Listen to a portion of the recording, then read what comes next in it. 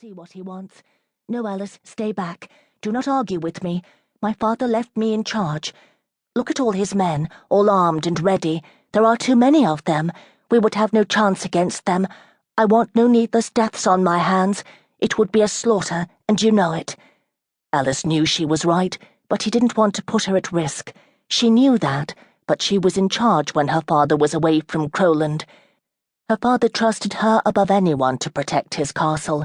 Her young brother John, Lord Richard's only heir, and her mother, Lady Dorothy, that purse-mouthed lady who disliked her own daughter for as long as Chandra could remember.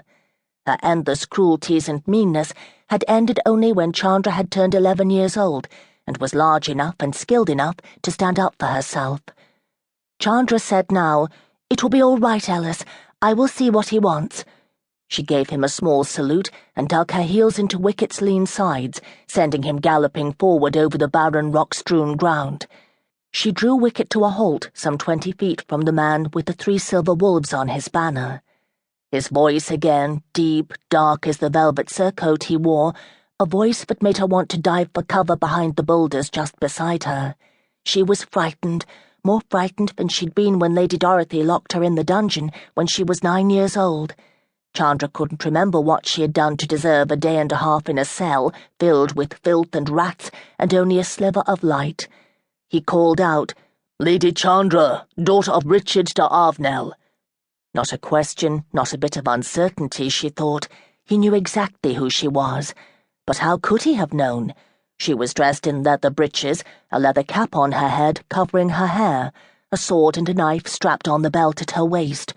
Her boots came to her knees, the leather cross-garters splattered with the boar's blood. Her black wool coat fluttered a bit in the slight breeze. She called out, "And you are Graham de Morton? I am told by my man.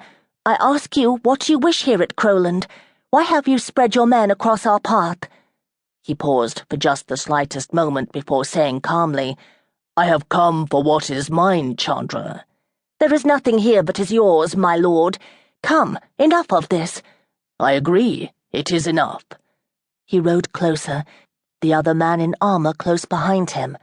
The long line of his men stood silently, not moving, the fog swirling about their horses' legs, making them look otherworldly. "Tell me what you want, and there will be no battle between us." At that moment she heard her mother yelling at her, a small child, helpless, but filled with bravado. "Brave words, you godless little slut! Brave words!" And what she'd just said to this man, they were also just brave words. She knew she was as helpless now as she had been when Lady Dorothy had screamed those words at her so many years before. She flinched, then calmed. Brave words indeed, but she would back them up this time. She had to. But what she'd said to Alice was true.